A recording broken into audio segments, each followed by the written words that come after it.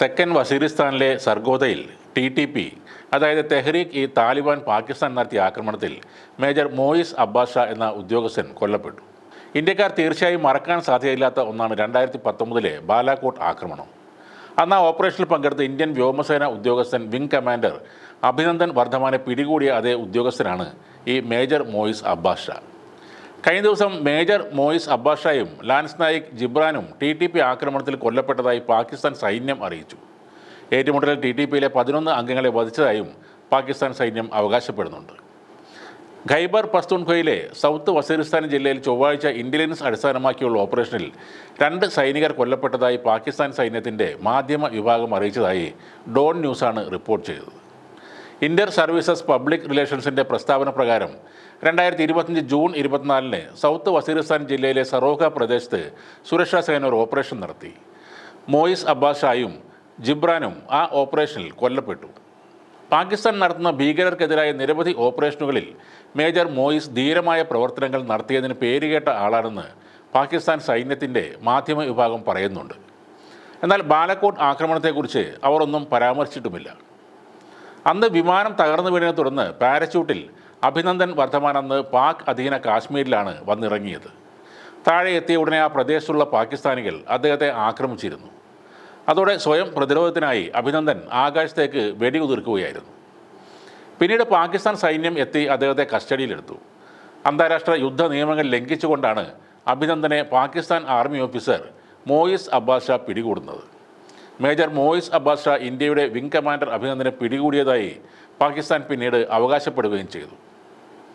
2019 ഫെബ്രുവരിയിൽ Indian pilot അഭിനന്ദനെ പിടികൂടി എന്ന പേരിൽ മോയിസ് അബ്ബാസിൻ്റെ പേര് വാർത്തകളിൽ ഇടം നേടിയിരുന്നു. പിന്നീട് മോയിസ് നിരവധി അഭിമുഖങ്ങളും നൽകിയിരുന്നു.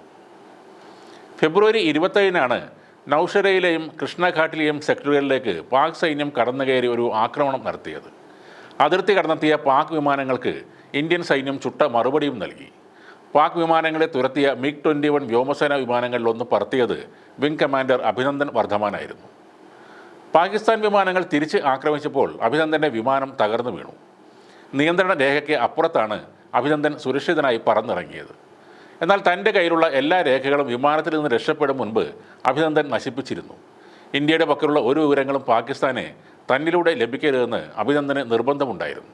3 ദിവസം അഭിനന്ദൻ പാകിസ്ഥാൻ കസ്റ്റഡിയിൽ കഴിഞ്ഞു. ഇന്ത്യ അന്താരാഷ്ട്ര തലത്തിൽ നയതന്ത്ര നീക്കങ്ങൾ ശക്തമാക്കി. ഉടൻ അഭിനന്ദനെ കൈമാറണമെന്ന് ശക്തമായ മുന്നറിയിപ്പ് നൽകി. ജനീവ ഉടമ്പടി പ്രകാരം സൈനിക തടവുകാരുടെ ചിത്രങ്ങളും വീഡിയോകളും പുറത്തു വിടരുതെന്നും അവരോട് മാന്യമായി പെരുമാറണമെന്നും ഇന്ത്യ ആവശ്യപ്പെട്ടു. മാർച്ച് 1 വൈകിട്ടോടെ വിംഗ് കമാൻഡർ അഭിനന്ദനെ കൈമാറുമെന്ന് പാകിസ്ഥാൻ വ്യക്തമാക്കി. അഭിനന്ദനെ വാഗ അതിർത്തിയിൽ കൊണ്ടുവന്ന് കൈമാറണമെന്നും ഇന്ത്യ പറഞ്ഞിരുന്നു. പാകിസ്ഥാനിലേക്ക് പ്രത്യേക വിമാനം അയക്കാമെന്ന് ഇന്ത്യ പറഞ്ഞെങ്കിലും പാകിസ്ഥാൻ അത് അനുവദിച്ചില്ല. തുടർന്ന് റോഡ് മാർഗം അഭിനന്ദനെ വാഗയിലേക്ക് കൊണ്ടുവന്നു. രാത്രി 9:15 അഭിനന്ദൻ വാഗ അതിർത്തിയിലെത്തിയ ദൃശ്യങ്ങൾ പുറത്തു വന്നിരുന്നു. വ്യോമസേനയിലെയും വിദേശ പ്രതിരോധ മന്ത്രാലയങ്ങളിലെയും ഉന്നത ഉദ്യോഗസ്ഥർ അഭിനന്ദനെ നേരിട്ട് സ്വീകരിക്കാൻ അവിടെ എത്തി. എയർ വൈസ് മാർഷൽമാരായ പ്രഭാകരനും RGK കപൂറും ഇന്ത്യൻ ഹൈക്കമ്മീഷൻ ഉദ്യോഗസ്ഥരും അവിടെ ഉണ്ടായിരുന്നു. ഒടുവിൽ പാക് അതിർത്തിയിലെ ഗേറ്റ് കടന്ന് ഇന്ത്യൻ ഗേറ്റിലേക്ക് അഭിനന്ദൻ വർദ്ധമാൻ എത്തിയതോടെ വാഗ അതിർത്തിയിൽ ആഹ്ലാദാരവങ്ങൾ മുഴങ്ങുകയായിരുന്നു. രാജ്യമെമ്പാടും വലിയ രീതിയിലുള്ള ആഘോഷങ്ങളും നടന്നിരുന്നു.